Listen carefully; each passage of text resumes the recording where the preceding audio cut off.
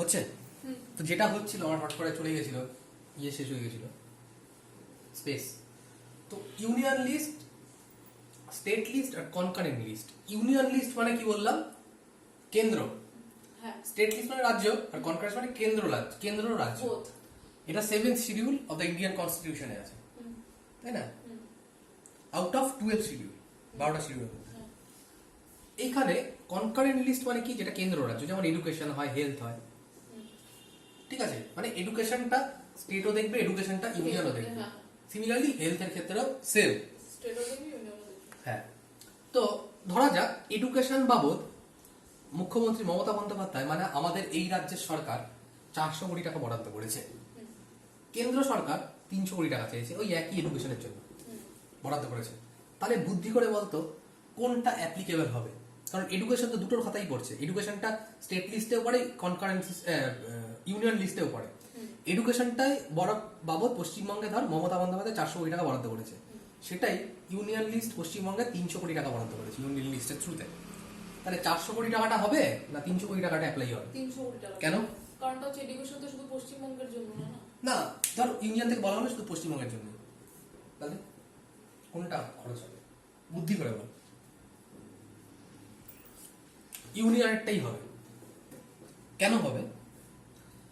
কারণ ইউনিয়নের হাতে ক্ষমতাটা স্টেটের থেকে বেশি থাকে। এরকম একটা প্রশ্ন আসতেই পারে পরীক্ষায়, এটা তো একটা ব্যাপার আছে সেন্ট্রাল। ঠিক আছে? ফলে অ্যাপ্লিকেবিলিটি এটাই হবে। আচ্ছা আচ্ছা।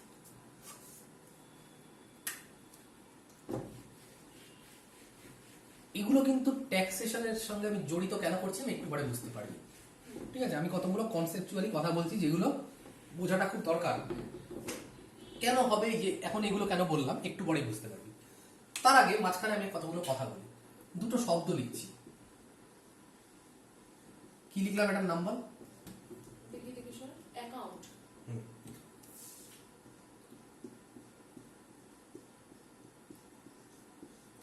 এটা কি লিখলাম? এটা ফিনান্স। হ্যাঁ, অ্যাকাউন্ট আর ফিনান্স।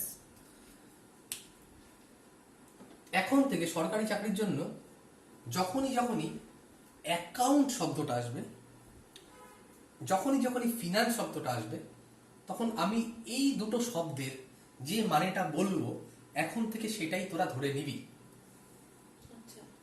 অ্যাকাউন্ট মানে যেই টাকাটা পাস্টে, অতীতে খরচ করা হয়েছে তার হিসেব। কেমন?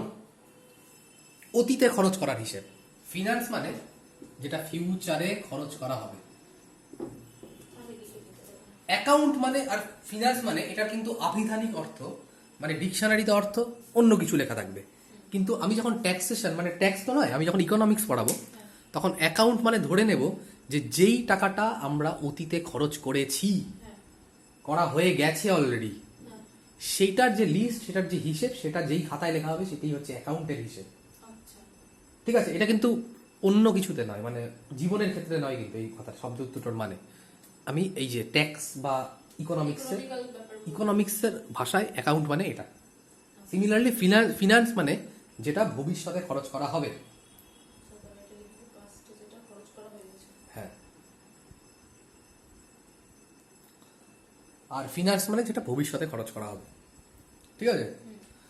এইবার এই যে ফিনান্স, এই ফিনান্স কথা থেকে একটা কথার উৎপত্তি হয়েছে। কথাটার নাম হচ্ছে ফিসক্যাল। FISCAL। হ্যাঁ, ফিসক্যাল মানে গভর্নমেন্ট যেই পলিসির মাধ্যমে ফিউচারে টাকাগুলো ছড়িয়ে দেবে। ছড়িয়ে দেওয়া মানে বিতরণ করে দেবে বিভিন্ন খাতে।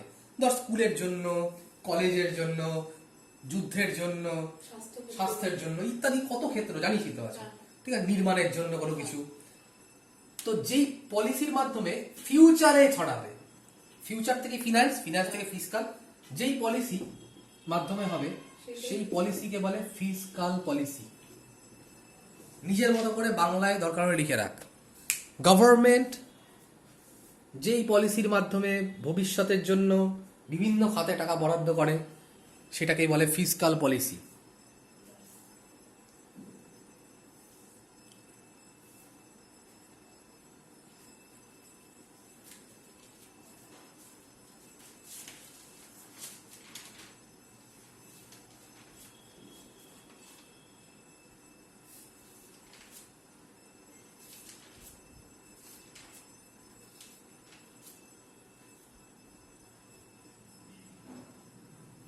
ঠিক আছে?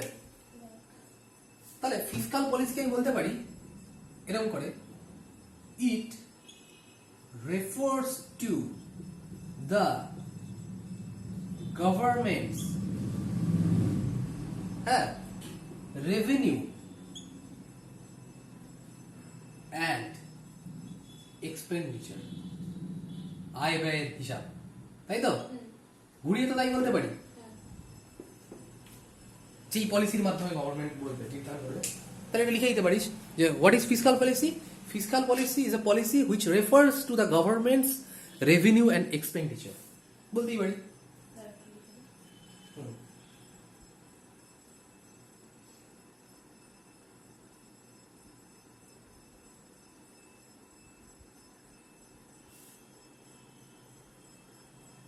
ঠিক আছে? তো ফিসকাল পলিসি নিয়ে আমি আলাদা একদিন ক্লাস করব, আজকে একটু জাস্ট ইন্ট্রোডাকশন দিচ্ছি, কারণ ফিসকাল পলিসিতে অনেক কিছু আসবে। ফিসকাল পলিসির একটা ভাগ হচ্ছে ট্যাক্সেশন।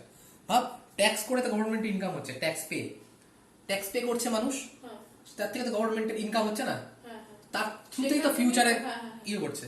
তো ফিসকালের একটা অংশ ট্যাক্স, ফিসকালের আরো পাবলিক ডেপ্ট আছে, ঠিক আছে? তারপর ধর ডেফিসিট, ইনকাম, অনেক কিছু আছে ফিসকালের আওতায়, অনেক কিছু করছে। আজকে আমি বেশি দূর যাবো না, ফিসকাল নিয়ে আলাদা একটা ক্লাস হবে, ঠিক আছে? সেই গভর্নমেন্টের পলিসি নিয়ে, এখান থেকে বাজেট আসবে অ্যাকচুয়ালি ফিসকাল থেকে, ঠিক আছে? মানে ব্যাপারটা ভেবে দেখ, ফিসকাল পলিসি মানে গভর্নমেন্ট ফিউচারে যা যা রেভিনিউ আর এক্সপেন্ডিচার করবে সেটাই তো। তাহলে গভর্নমেন্ট ফিউচারে যেই রেভিনিউ এক্সপেন্ডিচার করে সেটা কার থ্রুতে করে? বাজেটের মাধ্যমে।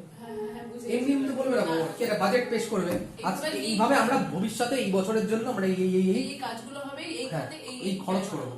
তাহলে ফিসকাল পলিসি থেকেই তো বাজেট ব্যাপারটা আসছে, তাই না?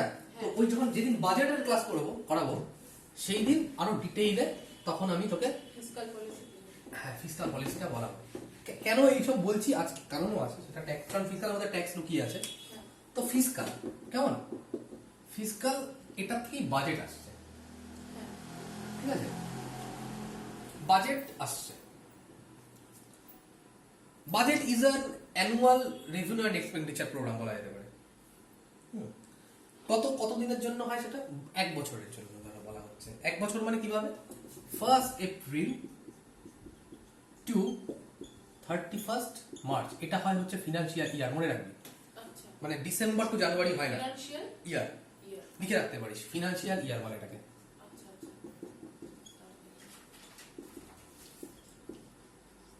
অর্থবর্ষ।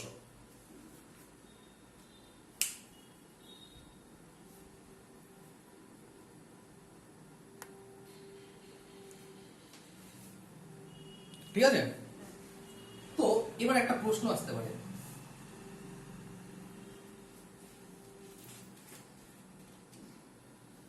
যে ধর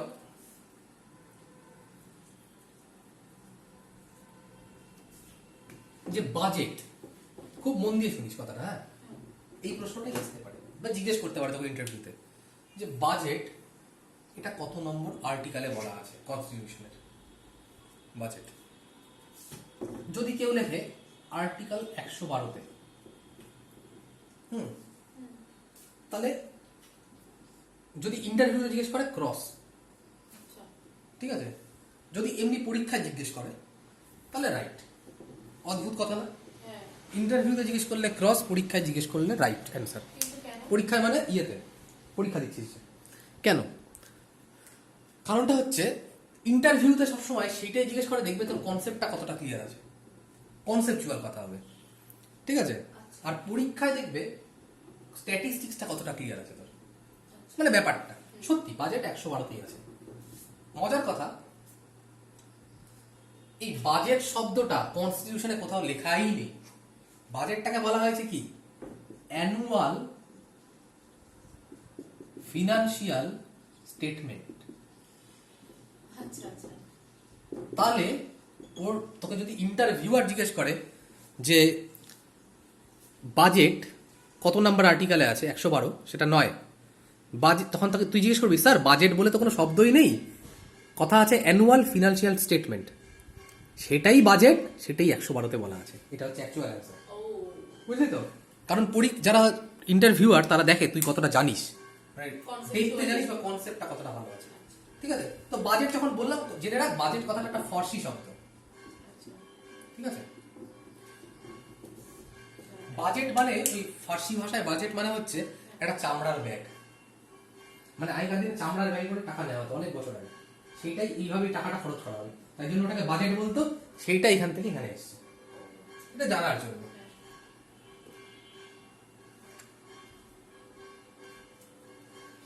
বুঝলাম। ঠিক আছে,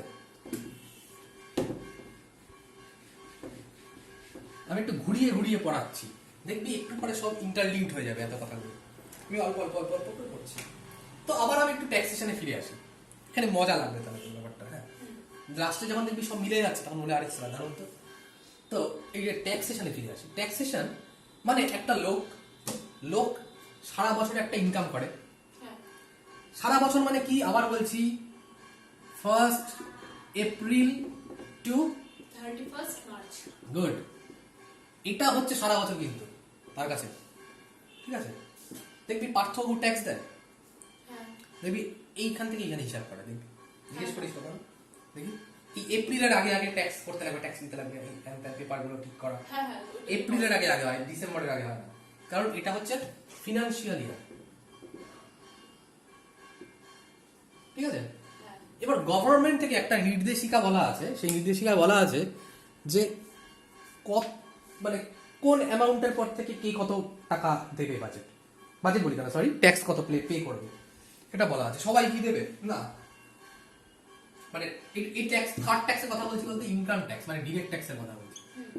সবাই তো ইনডিরেক্ট ট্যাক্স পেই করে, খাবার দাবার যা কিছু কিনতে হয়, সবজি মশলা সার্ফ এক্সেল সব ইনডিরেক্ট ট্যাক্স দেয়, কিন্তু আমি ইনকাম ট্যাক্সের কথা বলছি, সেটা ডিরেক্ট ট্যাক্স। ইনকাম ট্যাক্স মানে তার মাইনার থেকে যে ট্যাক্সটা ইনকাম করছে সেটা ট্যাক্স, ঠিক আছে? সেটা মাইনাও হতে পারে বা ব্যবসা করেও হতে পারে ইনকাম ট্যাক্স। সেই ইনকাম ট্যাক্স কত টাকার থেকে কত ট্যাক্স দেবে, এটা একটা লিস্ট আছে, এই লিস্টটা লিখতে লাগবে, ঠিক আছে? তাহলে হেডিং করতে পারিস। আচ্ছা একটা কথা, হুম। ওই 1st এপ্রিল থেকে 31st মার্চ হচ্ছে, হ্যাঁ। তাহলে এক বছরের তো। হ্যাঁ। তো ওই 31st মার্চ অবধি হিসাব করা হয়, 31st মার্চের পরেই তো আবার এপ্রিল চলে আসছে। হ্যাঁ, পরের বছর হয়ে গেল, সেখান থেকে আবার সেটা পরের বছর হয়ে গেল। হ্যাঁ, তাহলে এবার হেডিং কর income tax on income. On income. হ্যাঁ, ইনকামের উপর ইনকাম ট্যাক্স কোনটায় কত, ঠিক আছে? আমি যা যা লিখছি লেখ, দেখে দেখে। একটু জল খেয়ে নিলাম।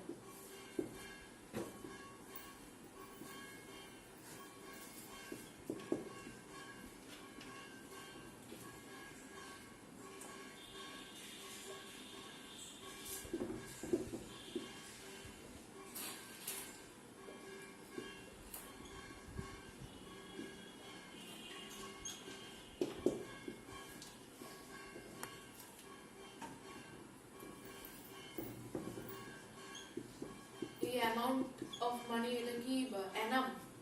হ্যাঁ, এক বছর হয়, মাসে মাসে হয় না কোনো ট্যাক্স, মানে ডিরেক্ট ট্যাক্স কখনো মাসে মাসে, মানে ইনকাম ট্যাক্স কখনো মাসে মাসে হয় না। প্রতি বছরের অনুযায়ী।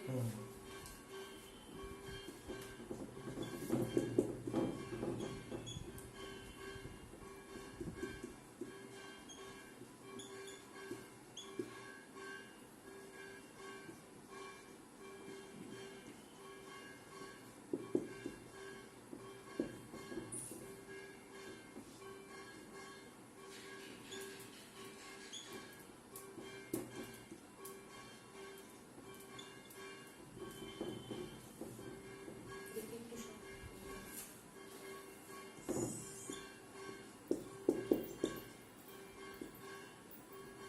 Zero to 2.5 lakh। 2.5 তো? হ্যাঁ,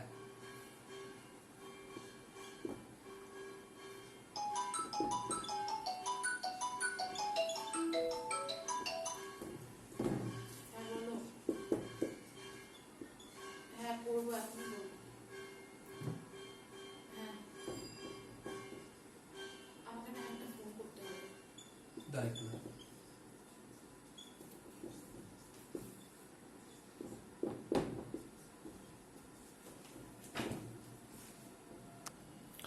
তার মানে যার ইনকাম 0 থেকে 2.5 লাখ পার অ্যানাম মানে এক বছরে মানে এপ্রিল থেকে, মানে 1 এপ্রিল থেকে 31 মার্চ অবধি, তাদের কোনো ট্যাক্স দিতে হবে না। ওকে, যাদের ইনকাম 2.5 লাখ থেকে 5 লাখের মধ্যে তাদের 5% ট্যাক্স দিতে হবে। ঠিক আছে, তো এটার মধ্যে হ্যাঁ।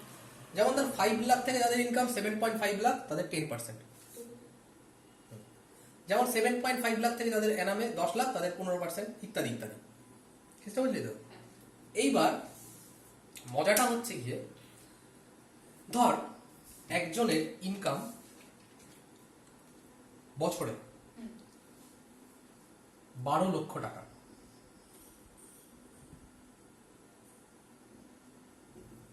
ঠিক আছে? হ্যাঁ।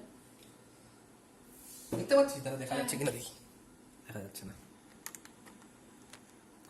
যাদের ইনকাম বছরে 12 লক্ষ টাকা তাহলে তাকে কত ট্যাক্স দিতে হবে? তাহলে হিসাব মতো দেখে মনে হচ্ছে কি 20% দেওয়া উচিত। এর মধ্যে দেওয়া উচিত 20%। তাহলে 12 20% মানে কত? 2.4 লাখ, হ্যাঁ। তাই তো? তাহলে একটা লোক যে 12 লাখ টাকা ইনকাম করছে তার মধ্যে বছরে 2.4 লাখ টাকাই দিয়ে দিতে হচ্ছে। হ্যাঁ। 2.4 লাখ তো চারটি খানি কথা, অনেক বড়, অনেক টাকা, অনেক টাকা, সেটাই। তাই না? 2.4 লাখ মানে যার মাসে ইনকাম 20,000 টাকা তাকে 2.4 লাখ টাকা দিয়ে দেবে, সেটাই, তাই না? সেটাই। অনেক কিন্তু এটা অনেক, অনেক। এটা কি দেয়? তাহলে দেয় না কিন্তু, তাহলে হিসাবটা এরকম নয়, হিসাবটা একটু আলাদা। কেসটা কিরকম? বলছি, দেখ ভালো মতো দেখিস এবং এটা ভালো মতো বুঝিস, কারণ এটা কিন্তু তুই যদি ধর ট্যাক্স কালেক্টিং অফিসার হয়ে যাস তো জানতে লাগবে কথা এগুলো। হুম। হিসাবটা কিরকম? হিসাবটা হচ্ছে এরকম, 12 লাখটাকে ভাঙবো আমি। কিভাবে ভাঙবো? এইভাবে ভাঙবো, মানে প্রথমে 2.5 লাখ যোগ 5 লাখ যোগ,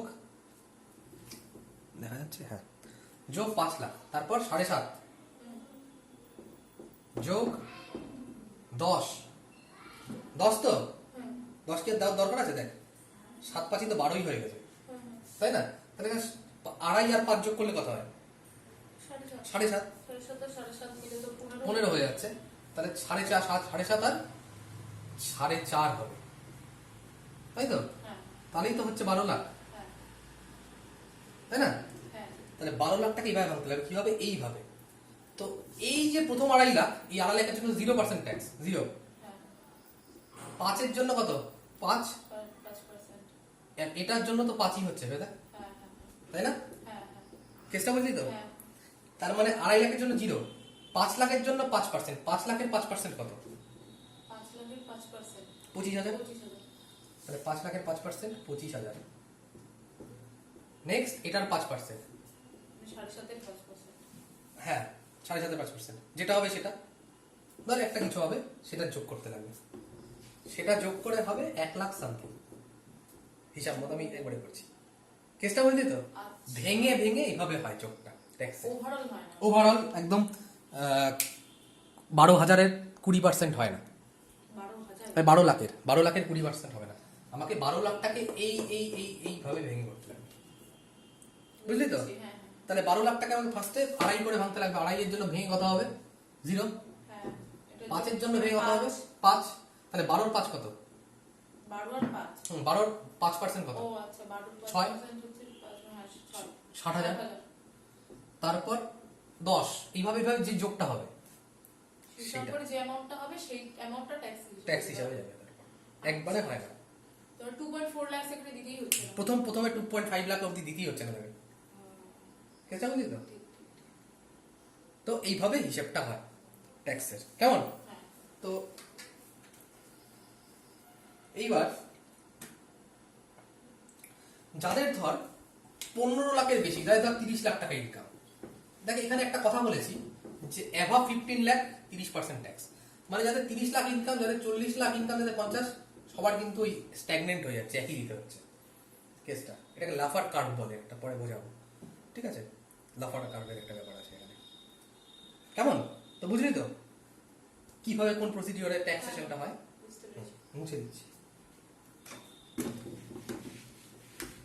পরীক্ষায় প্রশ্ন আসতেই পারে যে 12 লাখ টাকা একজন লোক ইনকাম করে পার অ্যানাম, মানে বছরে, তার ট্যাক্সেশন কত হবে, ট্যাক্স কত হবে, কাটবে না। তখন কিন্তু সবাই 12 মানে 20 ওইটা ওই হিসাবে 2.4 লাখই বের করে হবে না কিন্তু সেটা তখন এইভাবে হবে বুঝলি তো প্রশ্নগুলো এরকম করে আসতে পারে মানে কনসেপ্টটাই হবে ক্লিয়ার রাখতে লাগে তো এবার আমি ফিরে আসি ওইখানে যে কি বলছিলাম বলতো তার আগে ট্যাক্সেশন নিয়ে তো বলছিস তার আগে ওই হ্যাঁ অ্যাকাউন্ট আর ফিনান্স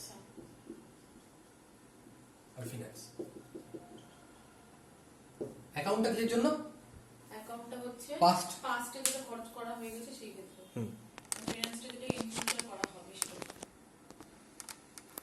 হ্যাঁ ঠিক আছে ফিনান্স থেকে আসলো ফিসকাল থেকে আসলো বাজেট হ্যাঁ আর বাজেট বলতে অ্যানুয়াল ফিনান্সিয়াল স্টেটমেন্ট আর্টিকেল 112 ঠিক আছে এইবার হ্যাঁ মানুষ একটা ট্যাক্স দেয় গভর্নমেন্টকে এইবার গভর্নমেন্ট এই যে মানুষটার থেকে ট্যাক্স পাচ্ছে এই ট্যাক্সের টাকাটা কোথায় রাখবে কোথায় রাখবে এই গভর্নমেন্ট কোন জায়গাটায় ট্যাক্সের টাকাটা রাখবে একটা জায়গাতে টাকাটা রাখতে লাগবে না কি ফিনান্স বল না যা ইচ্ছা বল না এই যে ট্যাক্সটা যে পাচ্ছে ফিনান্সটা যেখান থেকে আর কি ভবিষ্যতে টাকাটা খরচ করবে আমার মনে হয় ফিনান্স কোনো সেই ক্ষেত্রে সেখানেই হবে হ্যাঁ না আমি বলছি ওনার একটা সিন্ধুত্ব আছে যেখানে রাখবে আচ্ছা হ্যাঁ গভর্নমেন্ট এমনি তো রাখবে না কোনো একটা অ্যাকাউন্টে রাখতে পারে সেটা হ্যাঁ সেই অ্যাকাউন্টের নাম জানতে হবে যেখান থেকে সব ট্যাক্স গুলো যাচ্ছে আচ্ছা ইম্পর্টেন্ট হ্যাঁ যেখানে ট্যাক্সটা জমা হচ্ছে গভর্নমেন্ট ট্যাক্সটা যেইখানে রাখছে একটা ফান্ড হ্যাঁ এটা একটা ফান্ডটার নামটা জানতে হবে ফান্ডটার নাম হচ্ছে কনসোলিডেটেড ফান্ড কনসোলিডেটেড হ্যাঁ লিখে রাখ গভর্নমেন্ট জনগণের থেকে যে ট্যাক্সটা পাচ্ছে ট্যাক্সটা যেই ফান্ডে রাখছে সেই ফান্ডটার নাম হচ্ছে কনসোলিডেটেড ফান্ড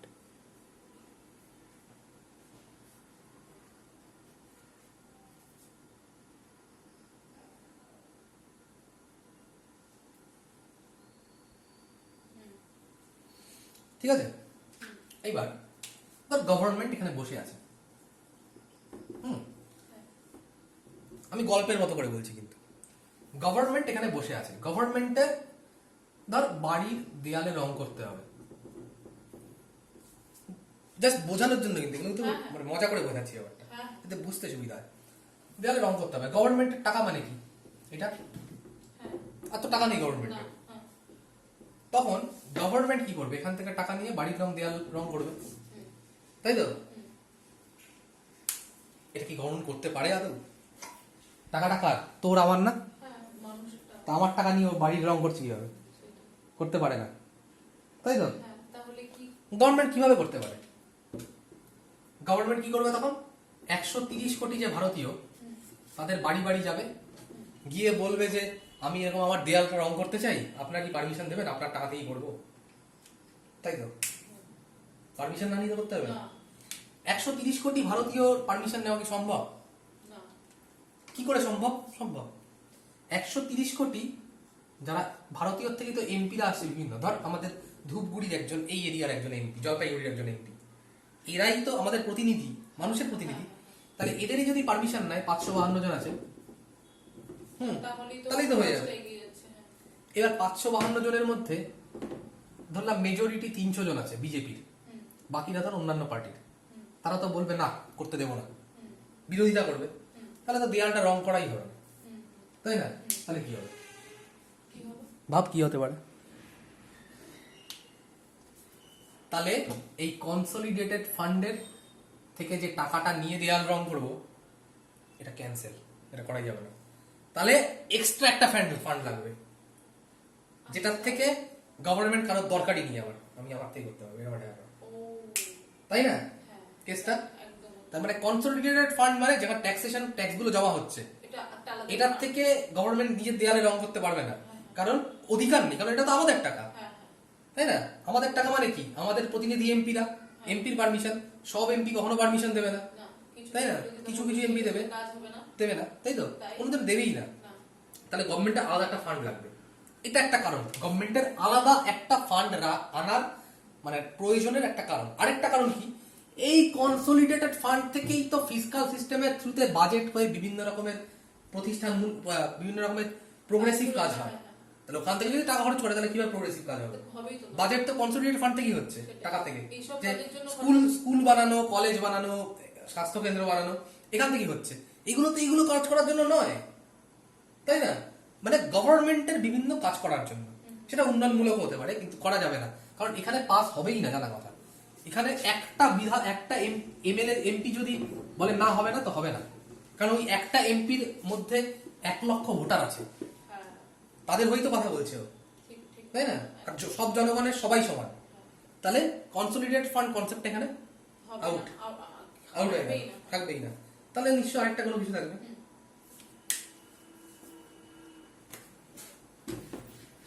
বুঝতে পারছিস সিস্টেমগুলো কিভাবে হয় গভর্নমেন্টের? একদম।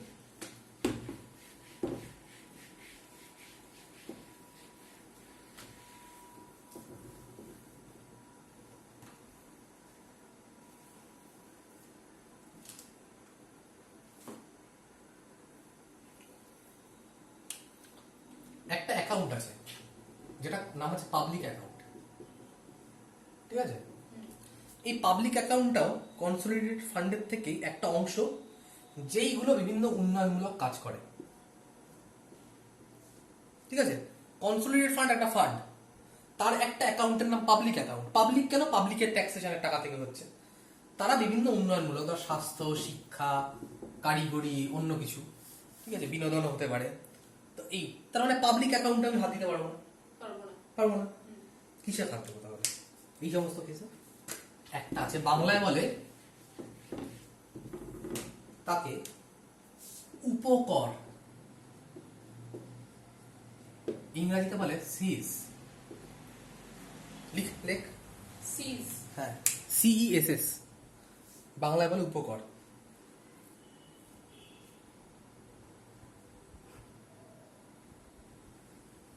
বুঝলি? হ্যাঁ, সিসটা কি? সিসটা কেন তৈরি হচ্ছে?